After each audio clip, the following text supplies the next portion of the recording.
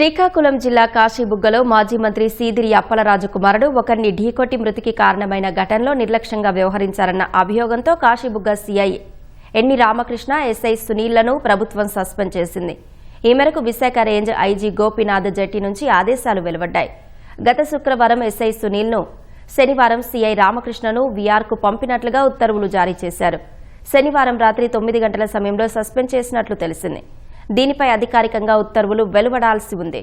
Road ప్రమాద case నుంచి మాజీ మంత్రి అప్పలరాజు కుమారుడు ఆరవ్ వర్మను తప్పించడంలో సీఐ రామకృష్ణ, ఎస్ఐ సునీల్ పాత్ర ఉందన్న అభియోగాలు రావడంతో ప్రభుత్వం వారిని సస్పెండ్ చేసింది. ఈ కేసులో 3 కానిస్టేబుళ్లు, మరో అధికారిపైన చర్యలు తీసుకునే అవకాశం ఉందని పోలీసు వర్గాల సమాచారం. ఓ అధికారి స్టేషన్ సమాచారాన్ని మాజీ మంత్రికి చేరవేసినట్టు ఆరోపణలున్నాయి. ప్రమాదం తర్వాత అప్పలరాజు ఆయన అనుచరులతో మాట్లాడినట్లు కాల్ డేటా ఆధారంగా గుర్తించి విచారించనున్నారు. పూర్తిస్థాయి విచారణ తర్వాత చర్యలు తీసుకునే అవకాశం ఉంది.